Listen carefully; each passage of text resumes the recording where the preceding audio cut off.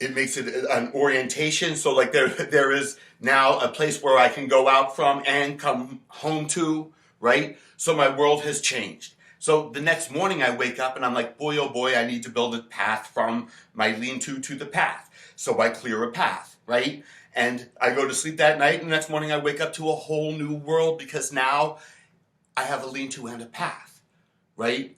I have worked into the world changes that augment my power, okay? This is one of the things that Marx is trying to talk about. My creative engagement with the world has augmented my freedom, augmented my power, augmented my world, changed my life. And because there was a reason for my work was called for from me by the nature, and because there was a reason for my work, once that reason was met, my work is done. So, on my island, the reason I work is organic, the work when it's done is organic, and the work that I do changes my life completely. Everything that I build augments my power and my freedom. Now, an important thing that I want to show you here is this. When I build my lean-to, how high do I build it? Do I build it like up to here? Do I make it 18,000 square foot lean-to, right, with a jacuzzi and all this other stuff? No, I make it big enough for me, right? Big enough for this thing. And when I make my path, do I clear a path that is 2 feet off the ground? I have to crawl through it, or do I raise to the ground the entire forest so I can, like a football field, or do I make a path that fits me, right? The answer is, of course, one that fits me all the time. So, one of the things that Marx is going to want to celebrate here, and really, I mean, this is just so important. The world that I make expands my power and my freedom, right? We were just talking about that. However, because the things that I make for me and for a human. So that's an important thing here. Everything I do as the individual and as a human. This is a rare thing. Not all other animals do this. None of them do, as far as Marx is concerned, right? So the things that I do as an individual and as a universal. So when I make a lean-to and a path, and then I live in my island for 100 years and then I die, right? And some poor sucker comes and lands on my island after I've passed, they're going to walk in and they're going to say, hey, someone has made a lean-to for me. Why is it for them? Because it fits them, right? Because the work of one human fits all humans. The thing that I make for myself, I make for all of humanity. When I augment my world through my work, I augment all of humanity's world through my work. Because of my path to the stream, anyone that is a human can walk my path. Do you see? You see this? So one of the things that Marx is saying is something like this. Imagine we're off of our island now, and we're living in a world that doesn't have ownership of the means of production. The things that I make and the things that I do would augment my freedom and everybody else's freedom. The things that you do would augment your freedom and everybody else's freedom. And the thing that person does augments their freedom and everybody else's freedom, and this person, well, I'll be here all day. The point being this, is the reason that this is killed in advance is the ownership of the means of production. So I don't even get the benefit of my augmented world because it was never mine. You don't get the benefit of my augmented world, well, unless you buy it. But what Marx is thinking is that each human would create an entirely new world for each human. I mean, this is the kind of thing that, when I say that Marx is the only human that's ever thought about freedom, it's because of things like this, right? This is what he's at. Not everyone wear gray and all that stuff. So we'll talk more about this means of life thing in just a second. That's going to wrap up this moment of the estrangement essay or lecture. We'll be right back to it. Hi everyone. So I want to take a look more closely at some of the language in the product estrangement essay and see if we can't figure out what it is he's talking about. So we talked about this means of life thing in the two senses. When he talks about the source of actualized essence, he talks about nature as that in which we work, that through which we work, that because of which we work, and that by way of which we work. Okay, so in which, through which, by way of which, and because of which. Excuse me. By way of which and because of which. Well, all of these things address like this sort of the organic sense of my labor, right? Why am I engaging this? Because nature has called for me to sort of resolve some necessity, some tension that exists in my life regarding nature, right? I don't have a place to stay. It's nature in which, through which, by way of which, and because of which I find those bendable materials that I make my lean-to. Okay? Now, when I'm making my lean-to, the language here is very important, and we need to understand it more like strictly, in the sense that Marx says, I congeal myself, I concretize myself, I solidify myself, and I objectify myself. Now, concretize, congeal, and solidify myself. These are like, what? What's he talking about? You may have heard something like objectify somebody. Now, what I want you to understand is that when Marx does not mean objectify myself or objectify somebody else in the same sense that we might understand it now, like reduce someone to a mere object. We talked about this in Kant, I think.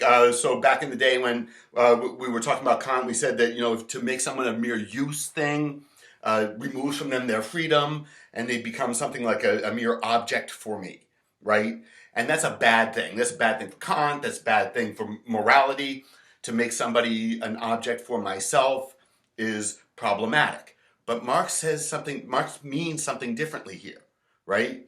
So what Marx is talking about is when I objectify myself, what I've done is I've worked up the world. I've pushed things, I've bent things, I made my lean-to, I've built the world such that the thing that is made is me made concrete, me made congealed, me concretized, me solidified, me made object, right?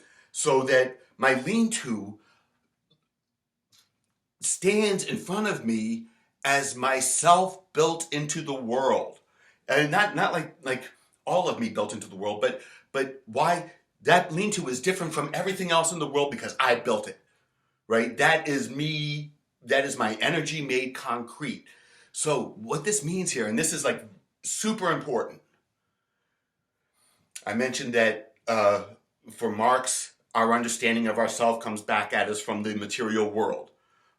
For Marx, we are in a world that tells us that sort of lays out how we are supposed to be the thing that we are, right? So that when I've worked up my world, when I built something into the world and that thing stands there, what that is myself reflecting back at me. So self-reflection here, for Karl Marx, is not something that happens in my head, right? For almost all the other philosophers that we've read, self-reflection happens like this. Right? Close your eyes and turn inward. Marx is saying that I don't have a self until it's built up such that I can see me in what I've worked, right? And my lean-to or whatever else would be like my creative energies congealed such that my creative power is expanded. Now I don't have to worry about where I'm going to sleep. I got to lean-to. What's my next creative venture? How shall I congeal myself next? How shall I expand my powers next? That's how it would go. So with each thing worked, I would have an opportunity to grow my powers more and more and more. So myself objectified, myself concretized, myself solidified, myself congealed. This is what Marx means by that. So here's the thing. Because of the ownership of the means of production, my creative power, I take this energy that I use to create myself, and the thing that I create stands in front of me not as myself congealed, but as myself aborted, right? Because it is not mine. It is not me. It is not an augmentation of my power. It's always already somebody else's. So that like my creative energy, that thing that I would use to augment my power becomes a power of self diminishing, right? I put my creative energy into something, and if I want that thing to be mine in some way, I've got to leave work, go and purchase it myself. So it is from me, but doesn't show myself to me. So I cannot grow, I cannot expand my power, I cannot augment myself. I am actually even worse than that. Another thing is this: because of the ownership of the means of production, my work is not organic, right? I don't go to work because of something specific. I go to work for anything that's going to come up. Yeah, sure, food, shelter, clothing, and all this other stuff. But my work has nothing to do with food, shelter, and clothing, right? How silly it seems like to Marx to think something like this. Boy, I want to take a trip to Jamaica. I'm going to go teach a whole bunch of philosophy classes. Or, boy, I need a place to stay. Let me sell a whole bunch of hamburgers. Like, what do these two activities have to do with each other? What does the goal of this that you want and the activity that you're engaging in have to do with each other? Nothing. Nothing. Right? So that my activity and the end towards which I am working are separate. So not only is my creative energy spent on something that isn't mine, but the thing that I want is not even something that I work to make myself. I do something else to get the thing that I want. And finally, well, not finally, but finally for this part of this understanding of it, I'm never done, right? So not only, when I worked and built my lean-to, when was I done? When my lean-to was built. When I pay rent, when am I done paying rent? Never.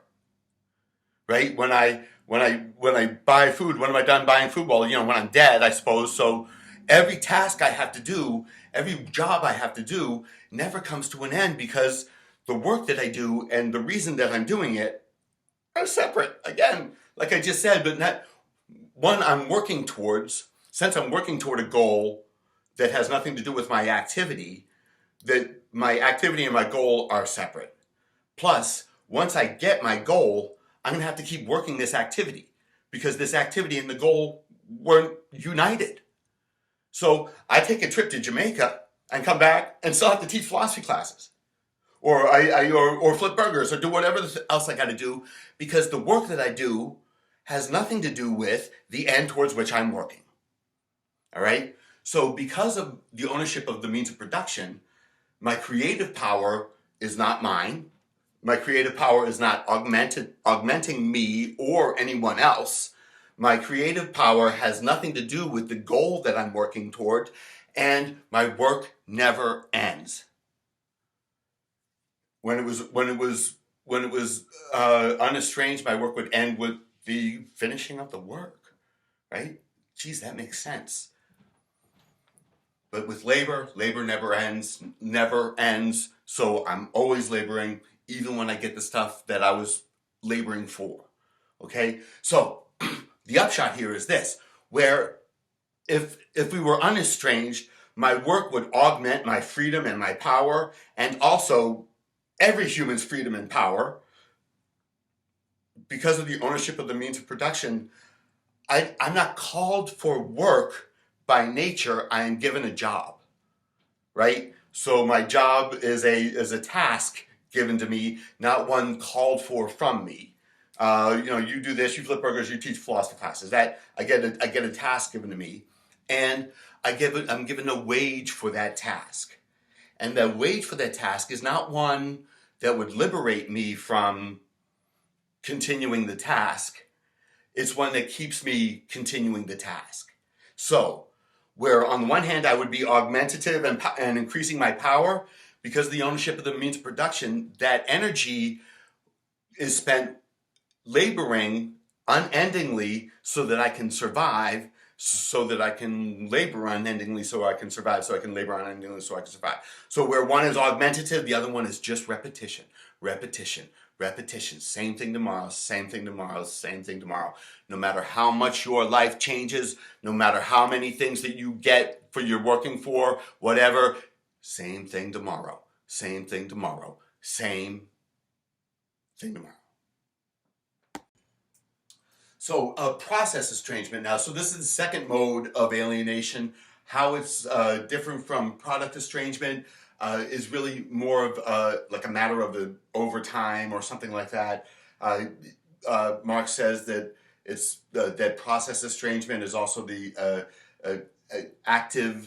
activity of alienation. So it's not something completely different from product estrangement. And as a matter of fact, the more you see overlaps, the better.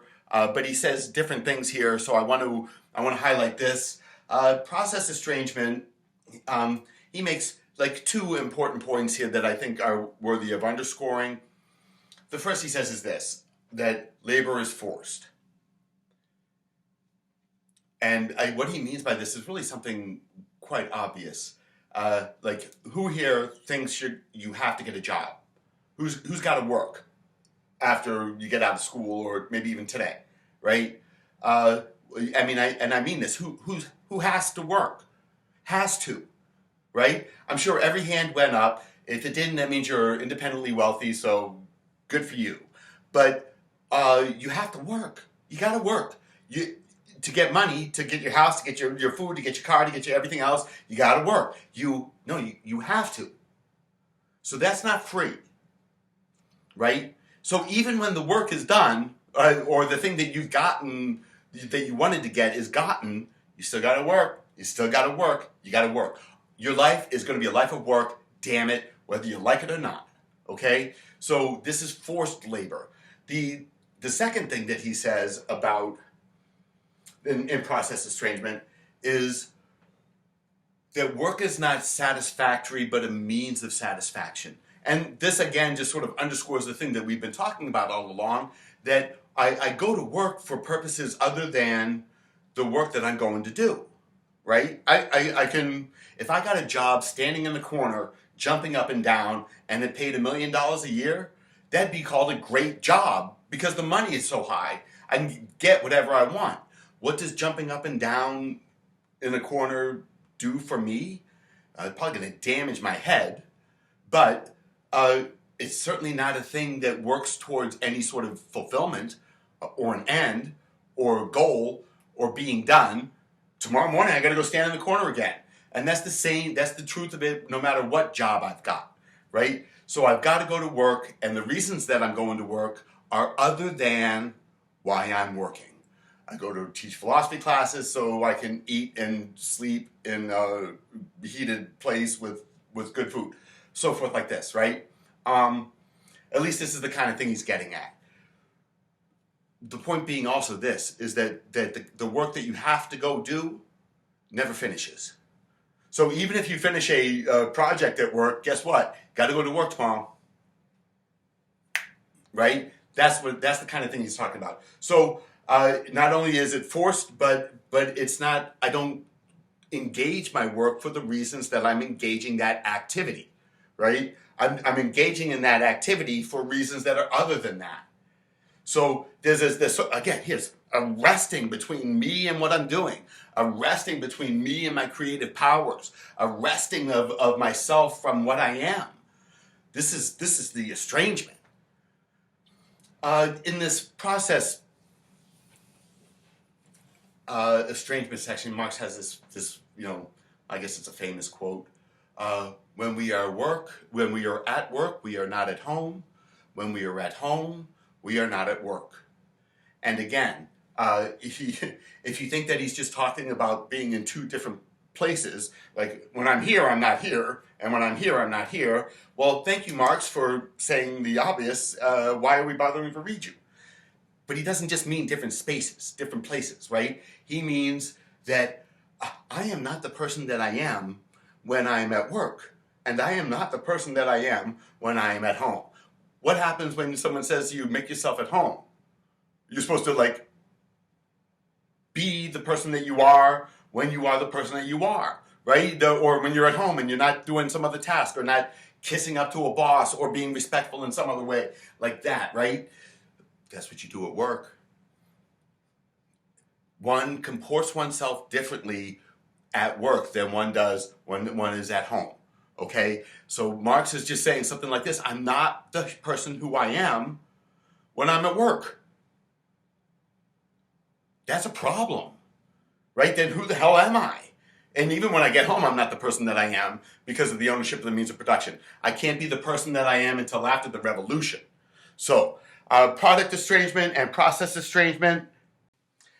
Hi, so what I want to talk about now is this, well, it's a complex idea. It is an important idea. And like I said earlier, I think that this idea of species being estrangement is really sort of the global understanding of estrangement, of which product estrangement, process estrangement, and estrangement of man from man are moments, right? So species being might be this more general category that contains other kinds of estrangements, or it's one of four. That's up to you to figure out. I think, well, I'll make the case that I for thinking of it that way. What I want to do is I want to go through this and understand it, explain it in a sort of general sense, and then after I do species being estrangement and man-to-man estrangement, I will do a sort of textual exegetical analysis of these moments of estrangement to find in Marx those passages that are difficult to read and see if we can see how we can go from what he says to this understanding. So that'll be a thing that's added later on, a sort of exegetical textual analysis. But for now, let's do like just the sort of general accounting of this idea of species being. He starts off the section saying something like this: man is the only animal that can take himself as an object in both theory and reality. Okay? Man is the only thing that can take himself as an object in theory and in reality. So, what the hell does that mean? How do you take yourself as an object? Well, let's think in theory first, right? So here, we're about ready to do it. Think along with me. We're about ready to take man as object. Think humanity. You doing it? Are you doing it? Good. Well, you've just taken man as an object, theoretically. You've thought, so we have this power of understanding that this thing is one of this group. Humanity is, well, you know where you can find it? Right here. I am that. Not that I'm all that, but this is where humanity is, and I am a human, right? So one of the things that I want to try to think here is that like we could be these two different powers at once, an individual and a universal. I borrow this term from Hegel to understand this. I think it's appropriate here. If we understand ourselves in this way, we are a concrete universal. A concrete universal, meaning something like concrete is like this one thing, as this one solid individual thing. But this one solid individual thing is at the same time showing forth humanity. You know, everything I do is done by a human. So, you know, at the same time, I am both of these things, right? So that's important. That's me to take, when I think that, I take humanity as an object in theory. When I do it in reality, that is the world in which I live, that is built into a human world. Okay, so you know, have you ever gone out into on a hike or something, and you see a stack of rocks, a cairn. Is that what, I think it's cairn? And oh, human's been here. Or you're on a path, right? You're like, I'm not sure if I'm on a path, and then there's like a little splotch of paint on a tree. Human's been here. You know, we can see human work. We can see that a human has made something really easily as another human, right?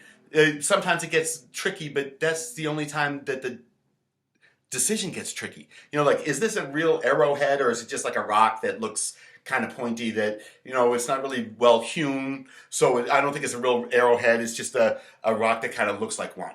But the one that looks like an arrowhead, you can see that somebody worked it, right? Oh, there's no question about that. Somebody made that. Somebody made this stairway. Somebody made that house. Somebody made that. We see the work of humanity, and it's just like, I know it's a human work. Even it's not even a matter of culture. You know, if there's something strange, and I mean not strange like weird, but strange like foreign, I can still identify it as being done by a human, right? So everywhere I go, I can understand humanity and I can identify humanity. I am part of it, and it is coming from me. So it's that sense of the concrete universal that where to tie a thread that we've been talking about all along here, that when I build something into the world, because everything I build is built by this guy and who is also a human, that means that anything I built into the world is for this guy and a human, right? So that when I expand my powers, I expand the powers of any human as well, because we are the same in that sense. Each one of us is the expression of all of us. However, that would be if we weren't estranged, right? If we weren't estranged, then my work would augment my life and the life of every other human, and your work would do the same for me and every other human, and so forth like that. But because of the ownership of the means of production, that doesn't happen. So instead of this power, this creative power that we are, becoming this power of augmentation, what ends up happening is this creative power that we are becomes a power of mere sustaining, right? So we are this thing that could be expanding and growing, but we just sustain. This power is the power of growth becomes the power of survival. The power of augmentation becomes a power of repetition. So that our species being is never realized because I can never create. Think of it this way. Everything that you make, everything that you brought into the world through your work, you would have to go around and purchase yourself, right? So the world shows up for you this way, as by you, not yours. As from you, not yours. You know what I'm saying? So this is like, right here's the estrangement. That's for me, not mine. I was thinking about this. There's this great house in my neighborhood that I walk around, and in the summertime it's just so beautiful. They got this nice little entranceway that has like ivy growing up around it, and it's an English garden, so it's a little brick walkway around like grasses and plants and stuff like that. And in the back corner of this whole thing, there's a nice hammock in the shade. And I walk by this house and I think to myself, boy, oh boy, I could fit in that hammock. That walkway is made for my feet. The little entranceway, it fits me perfectly. That place is for me. Boy, oh boy, could I fit in that hammock. Oh, I want to. But if I go and lie down in that hammock, I might wake up with the shotgun in my face, or not wake up because of the shotgun, right? In other words, here's a world that is inviting to me. Here, Matt, this is made for you. You could make use of this. No one else is here right now. You're not kicking anybody else out. It's made for you, not yours. It's like this. The whole world is like this. Made for you, not yours. For you, not yours. By you, not yours. Of you, not yours. This is estrangement. A human world is not for humans. The human world is not for humans. This is estrangement. Why is that? because of the ownership of the means of production. Finally, and this is, so one might say something like this, well, what if you love your work? What if you love your work? And so that, yeah, there may be some problems in work sometimes, but if you love your work, it can't be all this bad. Maybe, I don't know. This is Marx. He does seem to have something here. I am not free in my work completely, right? I am not working for the things that I want. I go to work and the things that I want are not necessarily in the same world.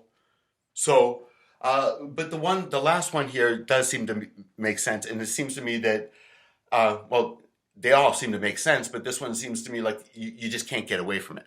Even if you're an artist that's doing your own creative things, but you still got to sell them somehow, right? You still got to get raw materials somehow. So that means that you still have to engage with other people in some way. So now we're talking about the estrangement of man from man, or the estrangement of others. And what Marx says here is this: it's really kind of straight up and simple, whereas the other things might have been a little bit more complex. Man is for man, again, excuse the gender specificity, either commodity or competition. Commodity or competition. Either you're something that I can use or you're against me, right? Think of it this way. Have you ever gone to a job interview and there's somebody else in the lobby waiting room, right? And even if you have a heart of gold, you're thinking to yourself, person I don't know, I hope you don't get what you want, right? So, here there's this world of like people that I don't even know, and I'm against them. I hope that they don't get what they want. Why? Because the ownership of the means of production. So I have an animosity against somebody who I don't even know. And the person that's doing the interviewing, both of the people or anybody else in the lobby waiting to get interviewed, who are we to that person? What's the least amount of money that you'll take for doing the job that I want you to do? We're a commodity. Even if that's $10 million as a CEO or something like that, they're not looking to give you everything. So what's the least amount of money you'll take for doing this job? And if you want too much, well, there's someone in the waiting room, right? They hope you don't want it anyway. They hope you don't get your job anyway. So we'll just talk to them. So that all of a sudden my world gets charged and other people in the world get charged in terms of what can you do for me or get out of my way. Let me say one other thing here. Another example. If you ever, my stepson back in the day came home with these trinkets that he needed to sell so that his school could go to Strawberry Bank in Portsmouth for a field trip, right? So he's got to sell, whatever candle and whatever other trinket to some people in the neighborhood. And if you sell like $10 million worth of stuff, you get a mini bike, right? And all he saw was, you get a mini bike. So he's like, oh, I gotta get a mini bike, I'm gonna sell, you have to sell so much that it's just easier to maybe build a mini bike from scratch. But, he wants to work for that mini bike. And so this is his incentive. And I see him sitting at the doorway early in the morning, looking out at the neighborhood thinking, well, the Smiths, they never buy anything. They don't even hardly ever answer the door. But the Joneses and the other people and the other people and the other people, they'll help me. They'll buy something from me. I know they will, right? But those other people won't. So all of a sudden, his first lesson into how to do business is something like this. Who's here for me and who can I disregard? Who's going to help me get what I want and who do I kick to the curb? So this is already to thematize everybody in the world according to what can you do for me or get out of my way. One more example here, and this is to show that, this really does permeate everywhere, even in a relationship between student and teacher, right? There is business somehow between you and I, such that I would never want to put it this way. I don't think it's the happy way to put it, but let's say something like this. I own your grade. That sounds bad, but it's something like that, right? I guess if I was so inclined, I could use this power to, harm you or maybe manipulate you in some way, right? So there is business that has been put there between you and I to prevent anything like that. And that means that I don't, I can't talk to you as a regular person. I have to talk to you as a thing on the other side of a business relationship. And this showed up for me most poignantly one time when I had to tell my classroom about a student, a classmate, who had killed themselves over the weekend. And this is a few years back, of course. And so I have to come in and I have to tell my class that this student who was, a happy and engaged student had taken his life over the weekend, and no one in the classroom was happy about it. There was one student, a young woman, who was particularly taken by this news. I think she had interest in him, other than just fellow student, but I'm not really sure. But she was bawling. She was breaking down, and I was able to, because of business, I was able to stand the appropriate distance away and offer a tissue. Right? So, because of business, because of the ownership of means of production, I can't even show emotion, human emotion, to a human. I can't even engage a human on human terms. I have to do so from a distance. And so, these are just like examples of ways that, relations between people become problematized, maybe even made evil. What can you do for me? If nothing, get out.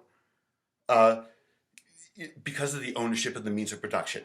So, when I say that, boy, oh boy, Marx is so concerned about human freedom, is because of this. He sees that we can't even be human to each other. We can't even be ourselves. Our creative powers, the things that we are chopped off before we even start.